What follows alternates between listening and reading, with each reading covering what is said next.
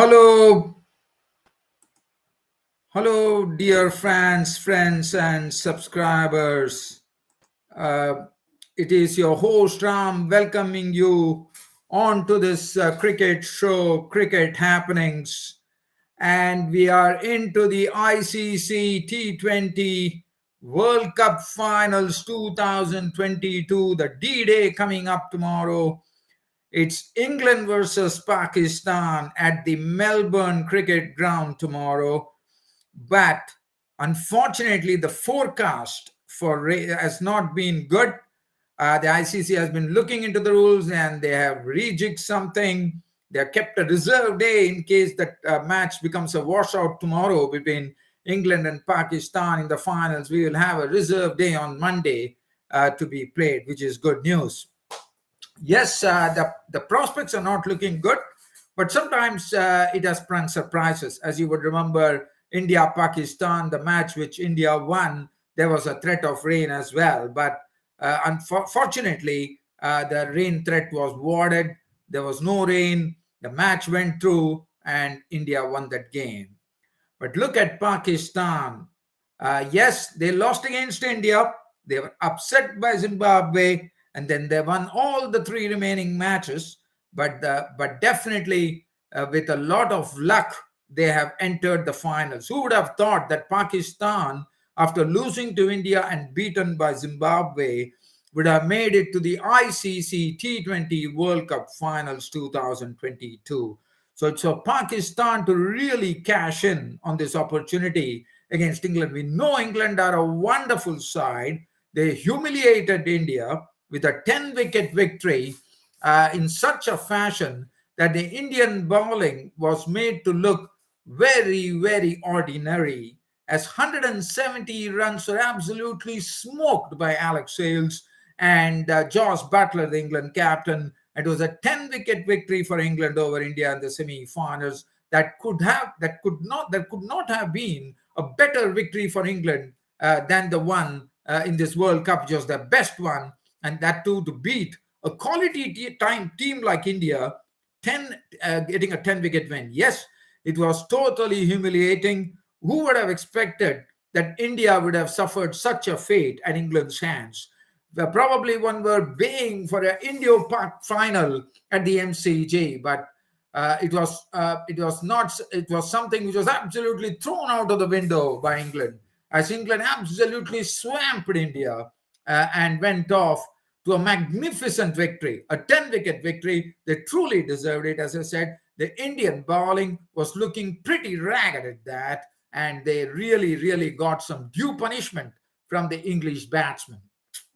Well, so as I said, I'm going to do the preview of England versus Pakistan, the finals, which is coming up tomorrow. But also, let's do some post-mortem of the India.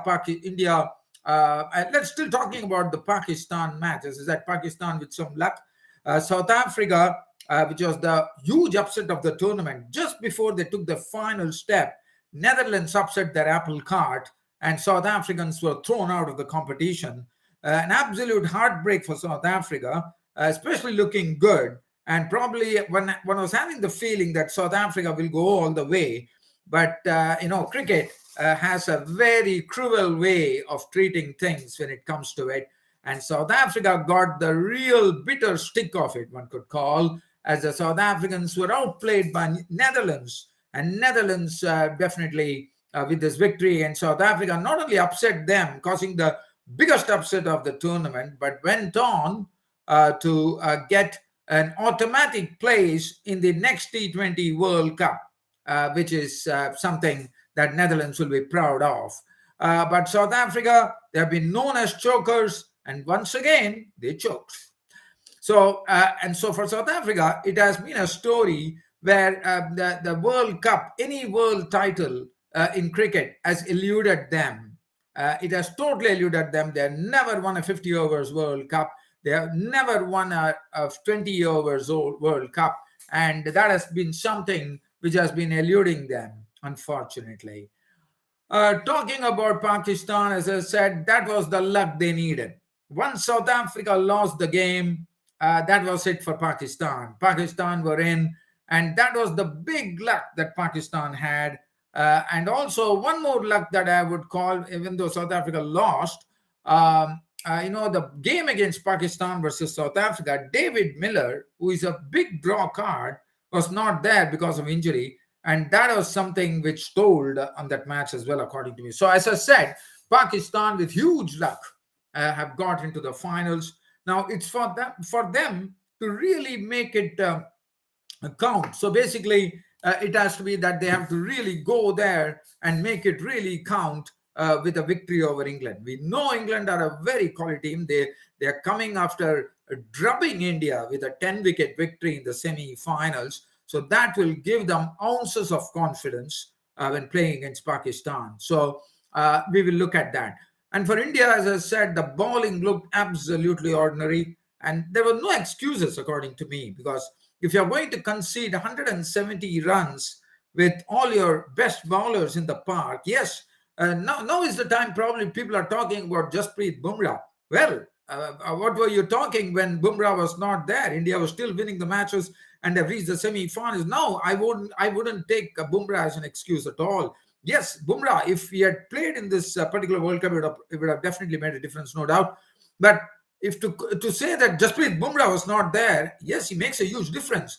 But let's talk about him not being the other matches. India have come to the semi-finals, and that was my prediction on my Cricket Happenings show. If you would have all seen my preview, that I said India will reach the semi-finals. They did, but they couldn't conquer. They lost against the Englishmen. And Pakistan had they didn't have much to really worry about. They just had a victory over New Zealand and went into the finals. So let's have a preview of the England versus Pakistan game. If it happens tomorrow or day after, whatever the case, I'm just going to do a preview. Now, looking at this Pakistan team, the Pakistan team, according to me, it's even Stevens, because I think the England team is also well equipped in the bowling department. The Pakistan team is also well equipped in the bowling department. The Pakistan team with their batting also looks pretty sharp. England definitely looking a powerhouse of talent when it comes to batting. So let's have the Pakistan. Now, Babar Azam and Mohammad Rizwan were basically struggling with their batting, but they have come up trumps at the right time with Matthew Hayden, the coach, really voicing it out, saying that it's just a matter of time before Babar Azam and Rizwan, the openers, hit their straps. They did. One man who is making a difference, according to me, is the Pakistani player, Mohammad Haris. Now, Mohammad Haris has come here. He has got a good strike rate. He's not very tall. He's diminutive. But the way he actually strikes the ball, it's a very good strike rate. He has made 89 runs coming in at number 3. He's made a big difference in those 3 victories that Pakistan have had after losing to India. And the only reason he is there, I think there is one player who is missing. I'm trying to really figure out who was that person. I have a feeling it is, I'm really trying to figure it out. But one thing, he has made a big difference. Mohammad Haris has been included. After India's match, he was not there. But after that, what one has seen from Mohammad Haris has been a very, very ballistic display, one could call, because 89 runs coming in at number 3, and his strike rate is 161.81. And he is someone to really watch, according to me, because he really packs a punch when he plays his strokes, and he strikes some meaty blows, according to me. And he's coming in at 1 drop, which is good, because 1 more wicket goes, the power play is still on, and Mohammad Haris will be on the park. So definitely Mohammad Haris is someone to watch for after his ball striking in the 3 matches. Shan Masood brings the sort of the calmness to the Pakistan team. He's the steadying influence for the Pakistan team, and that's what he has been doing, and he has done a fine job. Iftikhar Ahmed is someone who has got 250s in this World Cup, and he's someone who is a percentage player. Basically, he looks at the situation. If you want big hits from him, that will come from him. But if you want him to just rotate the strike, he can do that as well. Mohammad Nawaz is someone on whom you can bank. He can be used as a pinch hitter as well, as he showed against India. And Mohammad Nawaz is someone who is a good bat. He's a good all-rounder, good bowler. Another good thing for Pakistan has been Shadab Khan. Shadab Khan has played a big role, according to me, because he has shown all the qualities that Shadab Khan possesses. Whether you talk about batting, he comes to the fore with some smashing knocks at the center. Then he comes to this bowling. He picks up those vital wickets, and then this fielding and the way the run out that he effected against New Zealand, which played a big part, according to me. It was the turning point in the game in the semi-finals when Shadab Khan threw down the stumps in one fell swoop. And Shadab Khan brings a lot as far as fielding ability is concerned. I think Shadab Khan is making a major difference to this Pakistan team. And he will be someone that England will definitely find him a big threat, according to me. Mohammad Wasim has been impressive in his outing so far, but the pace attack, Shaheen Shah Afridi, when he came up bowling against India, he was a bit rusty. He was coming back after a huge, long break, but now he has got his ball swinging. He's getting that pace, he's getting the ball to swing, and he's getting the batsman in an absolute bind. And Shaheen Shah Afridi, one would have watched the delivery that he bowled to Finn Allen against New Zealand, which was an absolutely a corker of an in-swinger, which came in and had him plumb LBW in front of the stumps. Haris Rauf, we all know he's the one who ramps up the pace, but Shaheen Shah Afridi is not far behind. He's getting his mojo, he's hitting the straps, and Haris Rauf and Shaheen Shah Afridi will form a formidable pair. Naseem Shah is not far behind the youngster, who can also generate some extreme pace at times. And one really is waiting to watch this battle unfold at the MCG tomorrow against England. Now, England and for Pakistan, they'll have happy memories of Imran Khan, the former Pakistan captain and a great player at that, holding the cup. And the reason I say that was in 1992. It happened in Australia. It was Pakistan versus England final, and Pakistan went on to beat England to get their first ever 50 overs World Cup. Now, this is a different ball game. This is the slam bang version of cricket, the T20 cricket version, but definitely there is something to look into that. And I will still remember one thing in that Pakistan-England game. To me, it is in right memory. It was Wasim Akram, the former great fast bowler from Pakistan, delivering those two killer blows in two deliveries. He snapped up the wickets of Alan Lamb of England and Chris Lewis in two successive deliveries with some absolutely swinging deliveries, which actually had the Timbers absolutely crestfallen. So that is something that comes to mind when you talk about England versus Pakistan, the 50 overs World Cup in 1992, when Pakistan won against England. Now, is Pakistan going to repeat it? That's the question on the Pakistan fans' cricket minds. England, looking at England, according to me, are looking pretty strong. I think their batting, to me, compared to Pakistan, is much more powerful because of the spate of all-rounders in the mix. If you look at that, Josh Buttler and Alex Hales are just coming back from the drubbing that they gave India. So Alex Hales is going to be a big threat. He has been playing in the T20 franchise leagues, and he has proved a big point to England here. And Alex Hales and Josh Buttler, the captain, who is just one step away from picking up that world title. Josh Buttler and Alex Hales will open the innings. David Mallon has been a question mark whether he will play, but if he does not, Phil Salt will enter the scene. And then they have Ben Stokes. Now, Ben Stokes has not really come off in a big way. Probably this big match or the final match would be the time to go for him absolutely berserk against Pakistan. Harry Brook is an absolutely young, precocious talent, which is waiting to burst at the seams, one could call. Liam Livingston, we all know what a capability this bloke has. It also is useful right arm spin as well. Moeen Ali is a clean striker of the ball, is bowling. Sam Curran is a change bowler. You have seen him, even though he got a bit of tap against India at the final stages when Hardik Pandya went after him. but Sam Curran is a must-change bowler. I mean, he has everything in place. He has a good Yorker, a good slower delivery, and I think he has become a very good thinking bowler now, Sam Curran.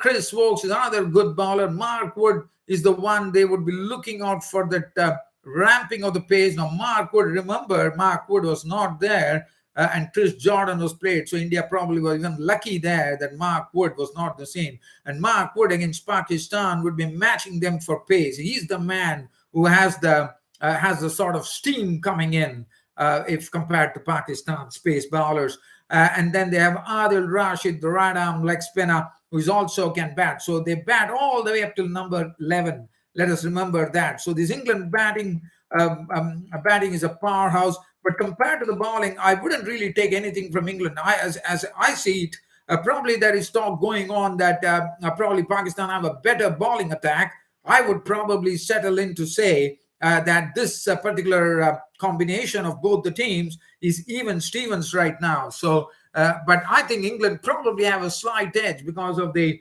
batting powerhouse that they are, with the spade of all-rounders in the mix. But unfortunately, I would say the MCG, the conditions are damp. There's forecast for rain. Probably the rain stays away. We have the reserve day coming up. So everything is in right earnest for the finals of the ICC T20 World Cup tomorrow at the Melbourne Cricket Ground, which should really set the seagulls flying in Australia. And we have really hopefully we have a game, and hopefully the finals happens tomorrow.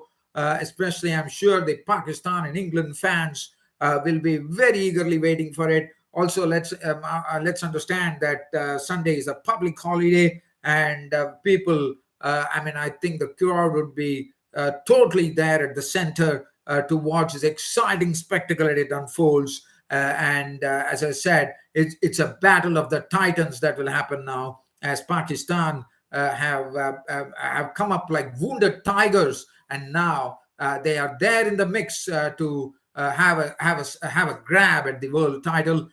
England will be the one who will be challenging them, but we have a real game on hand coming up in the ICC T20 World Cup finals.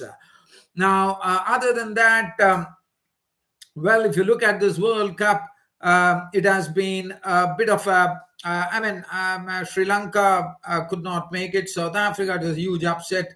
Ireland, England played out a close game. So I thought that the associate nations the nations that participated have all done well. There's a lot of encouragement, no doubt about that.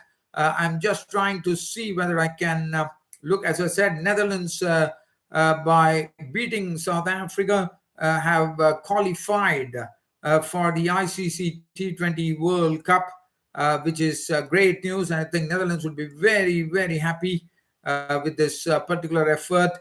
Some news coming in that Greg Barclay has been re-elected the ICC chairman. He had absolutely no competition. And I'm just trying to see whether there's any. And the catch of the World Cup was none other than the Riolofo van der Merwe taking that catch in the T20 World Cup of David Miller that really saw to it that Netherlands went on to win the game.